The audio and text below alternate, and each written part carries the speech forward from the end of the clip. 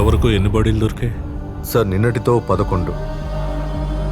Sir మొత్తం south ఇండియాలో ఇలాంటి హిస్టరీ లేదు. వాడు చచ్చే వరకు హత్యల్ని ఆపడు సార్.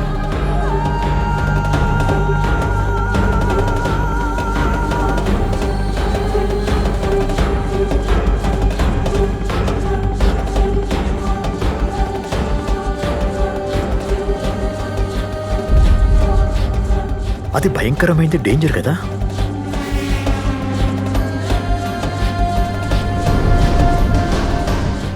ఇవన్నీ చెప్పి నిన్ను బాగా రెచ్చగొట్టి నిన్ను వదిలి నేను ఎస్కేప్ అయిపోయాను అనుకో, నువ్వేం చేస్తావు చెప్పు?